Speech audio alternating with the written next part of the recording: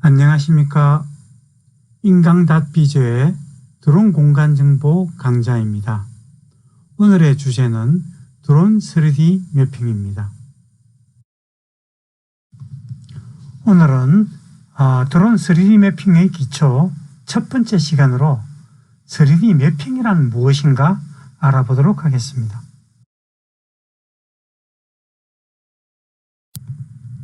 먼저 드론 산업의 분야에 대해서 자세히 좀 알아보겠습니다. 드론으로 할 수 있는 산업은 크게 드론 제작, 드론 비행, 드론 공간정보 이 세 가지 분야로 대별할 수 있겠습니다.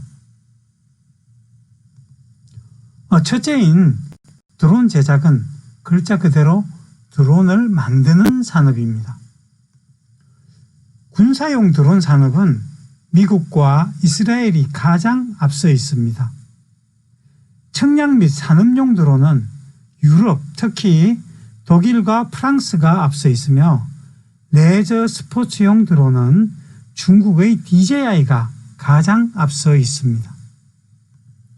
한국은 드론의 하드웨어 기술은 세계적으로 상당히 앞서 있으나 산업화에는 뒤처져 있습니다.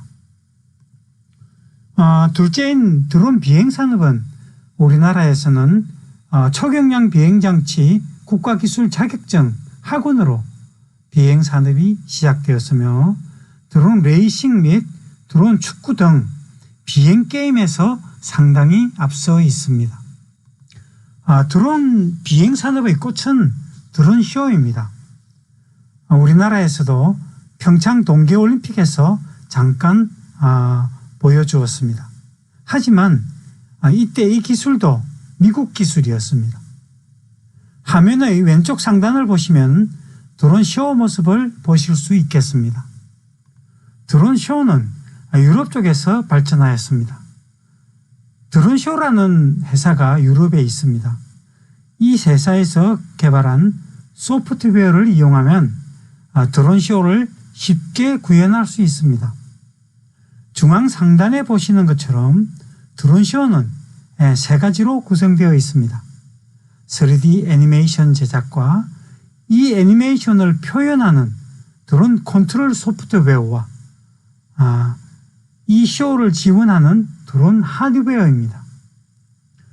드론 쇼에 관해서는 다음에 좀 더 자세하게 동영상 강좌를 마련하겠습니다. 마지막으로 드론 공간정보 사업은 우리나라에서는 국토지리정보원 주관의 드론 항공 측량 부분이 활성화되어 있습니다. 그리고 최근에는 건물 및 교량, 플랜트 설비의 유지 보수 분야에 드론이 많이 사용되고 있습니다. 하지만 드론 공간정보 사업은 리모트 센싱, 즉 원격 탐사 분야에서 인공위성과 비행기를 대신해서 더욱 정밀한 원격 탐사를 진행할 수 있는 부분에 많이 사용될 것으로 사료됩니다. 우선 먼저 우리가 3D 매핑 얘기를 할 때 매핑이라는 말이 무엇일까? 여기에 대해서 정의를 한번 내려보겠습니다. 영국의 그 캠브리지 영어 사전을 찾아보면은 이렇게 정의되어 있습니다. 매핑이란 지도를 만드는 활동 또는 그 과정을 말한다 하고 정의되어 있고요. 또 무언가를 나타내는 그림이나 다이어그램을 만드는 활동이나 프로세스를 말한다 라고도 말을 하고 있습니다. 또한 어떠한 특정 위치를 설명하는 활동을 얘기하기도 하고요. 위치를 발견하는 활동 자체를 매핑이라는 정의를 내리고 있습니다. 우리가 일반적으로 매핑을 한다고 할 때는 어떠한 사물에 대한 위치 정보와 속성 정보를 취득하는 것을 말합니다. 그런데 굳이 여기에 3D, 3차원이라는 말을 붙여서 3D 매핑이라고 얘기할 때는 특정 지어서 위치 정보와 형상 정보를 취득하는 것을 말합니다. 일반적으로 우리는 2.5D와 3D라는 개념을 사용하는데요. 통상적으로 사진을 이용한 지형 청량, 즉 포토그래메트리를 얘기할 때는 2.5D라고 얘기하고요. 그 다음에 사진 구조물 모델링 작업에서는 영어로 얘기하면 포토스캔에서는 3D라고 얘기합니다.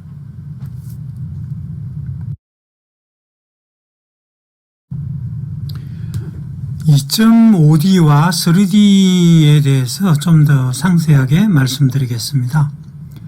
자, 3D는 동상 같은 거, 이런 거 보시면은 나무라든지 3D 형상으로 서 있는 오브젝트를 앞뒤 전후 좌우 위까지 돌아가면서 다 사진을 찍어 가지고 하나의 독립된 3D 오브젝트를 만드는 것을 말합니다. 전문 용어로 우리는 이런 걸 3D 스캔이라고 얘기합니다. 2.5D는 뭐냐 그러면은 간단하게 말씀드리면은 뒷면은 막혀 있어요. 막혀 있어 가지고 전면에서 우리가 봤을 때 전면에서 사진을 2장을 찍어서 입체화시켜서 3D를 만드는 것을 2.5D라고 얘기하는데 전문용어로 우리가 스테레오 스캔이라고 얘기합니다. 자, 보시면은 지형 같은 경우는 공중에서 연적 방향으로 사진을 찍으면은 뒷면이 없죠.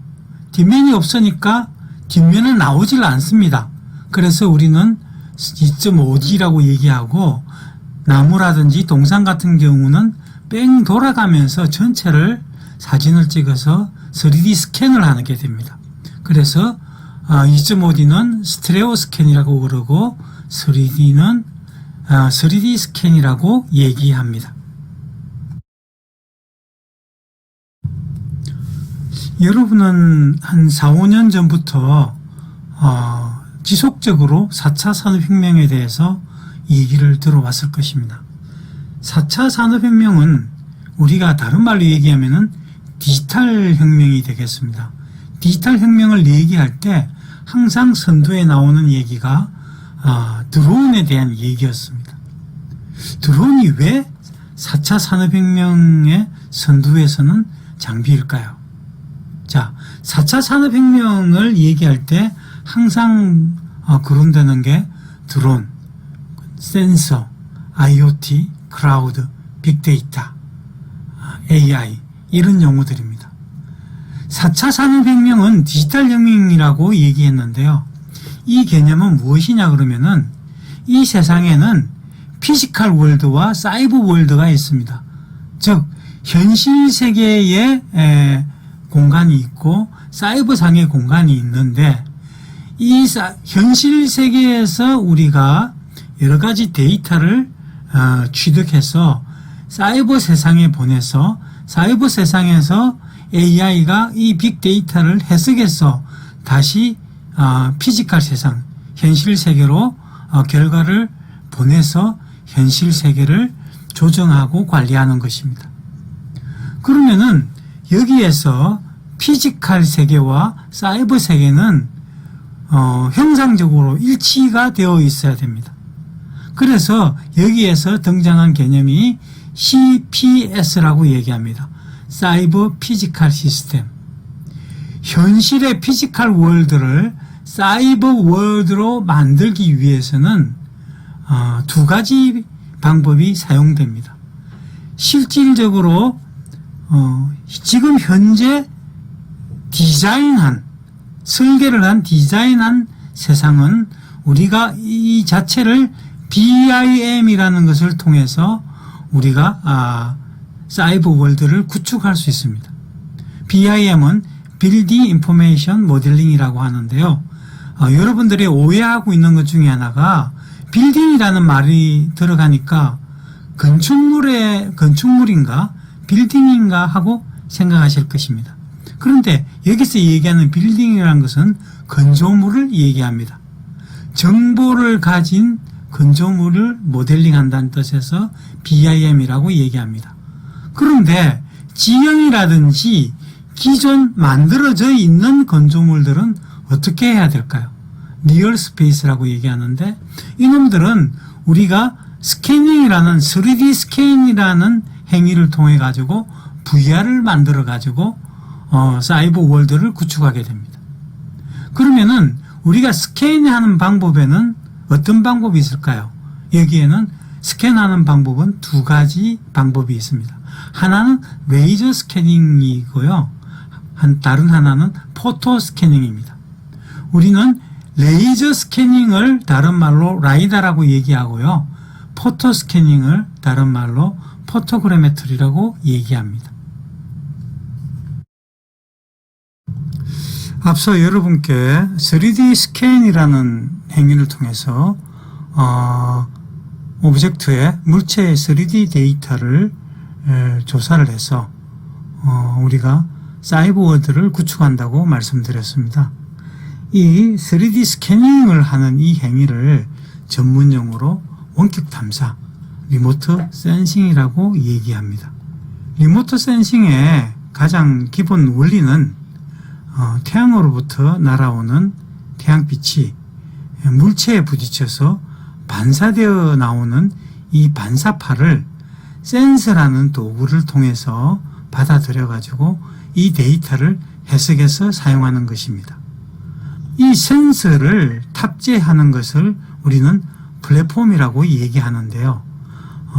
이 플랫폼이 인공위성일 경우에는 우리가 세틀레이트 리모트 센싱 또는 비행기였을 경우에는 에어리얼 리모트 센싱, 드론일 경우에는 우리가 드론 리모트 센싱이라고 얘기합니다. 그런데 태양에서 날아오는 빛을 우리가 프리즘이라는 기구를 통해서 분광시켜 보면은 긴 전파, 마이크로파, 적외선, 가시광선, 자외선, 엑스선, 감마선 등 파장대의 길이에 따라서 여러 가지 파장으로 나눌 수 있습니다. 그런데 우리가 리모트 센싱에 이용하는 태양빛은 전파와 적외선과 가시광선 이 세 가지 파장만을 이용하고 있습니다. 이 세 가지 파장을 이용하는 이유는 이 세 가지 파장만이 지구의 대기권을 무사히 통과해서 우리가 원하는 센서에 도달할 수 있기 때문입니다. 그러면 태양빛이 없는 곳에서는 어떻게 해야 될까요? 태양빛이 없는 곳에서는 우리가 인공으로 태양빛 중에 한 가지를 인공으로 만들어서 우리 사람이 쏘아서 반사되어 돌아오는 빛을 가지고 우리가 레이저 3D 스캐닝을 하게 되는 것입니다. 그래서 우리가 태양빛에 반사되어 오는 반사파를 이용하는 리모트 센싱을 패시브 센싱이라고 얘기하고요. 인공파를 쏘아서 날아오는 파장을 사용했을 때는 액티브 센싱이라고 얘기합니다. 패시브 센싱의 가장 대표적인 것이 포토그래메트리고요. 액티브 센싱의 가장 대표적인 것이 라이다입니다. 리모트 센싱 시스템에 대해서 좀 더 상세하게 말씀드리겠습니다. 리모트 센싱 시스템은 크게 하드웨어와 소프트웨어로 나눌 수가 있겠습니다. 여기에서 소프트웨어는 다음에 기회가 닿으면 거론하기로 하고요. 하드웨어에 대해서 말씀드리겠습니다. 앞서 말씀드린 것과 같이 리모트 센싱 하드웨어 시스템은 크게 두 가지로 구분될 수가 있겠습니다. 하나는 빛을 받아들이는 센서 부분과 이 센서를 탑재하는 플랫폼 부분입니다. 센서 부분을 좀 더 자세하게 분류해 보면은 우리는 태양빛의 모든 부분을 사용할 수가 없고 일반적으로 봤을 때 전파와 적외선과 가시광선을 이용한다고 말씀드렸습니다. 이 중에서 전파는 워낙 파장대가 긴 특수 목적으로 사용하고요. 적외선과 가시광선을 주로 이용하게 되는데 이 가시광선을 이용하는 센서가 RGB 카메라, 우리가 일반적으로 부르는 카메라입니다. 그리고 적외선과 가시광선 이 둘 다를 받아들이는 센서가 멀티 스펙트럼 카메라이고요. 적외선만을 받아들이는 카메라가 서멀 카메라, 열화상 카메라가 되겠습니다. 그리고 우리가 인공빛을 만들어서 쏘아서 되돌아오는 파장을 받아들이는 센서를 레이저 스캐너라고 얘기합니다. 플랫폼은요, 센서를 탑재하는 장비인데요. 현재 실무에서는 센서를 탑재하는 도구로 드론과 트라이포드, 삼각대가 되겠죠. 스태틱이라고 얘기합니다. 그리고 자동차라든지 오토바이라든지 이런 여러 가지 움직이는 장치를 이용하는 게 모바일입니다. 그리고 최근에 들어서는 로봇에다가 장착을 해서 사람이 움직이기 힘든 곳에 파견하기도 합니다. 오른쪽에 보시는 것과 같이 센서 중에서 앞에 두 가지, 세 가지가 윗줄이 되겠군요. 윗줄은 레이저 스캐너가 되겠고요. 가운데 줄에 앞에 두 가지는 RGB 카메라, 가운데 줄 뒤쪽에 두 가지는 멀티 스펙트럼 카메라, 세 번째 줄에 세 가지는 서멀 카메라가 되겠습니다. 플랫폼 부분도 보시다시피 여러분이 앞에 두 개는 드론인데요. 앞쪽에 있는 것이 회전익 드론, 뒤쪽에 있는 것이 고정익 드론이 되겠고요. 여러분이 많이 보신 삼각대가 스태틱, 트라이포드가 되겠고 나머지 부분은 모바일 플랫폼이 되겠습니다. 그리고 오른쪽 맨 하단에 있는 것이 로봇가 되겠습니다. 강의 들으시느라 힘드시죠? 네, 잠시 쉬어가겠습니다.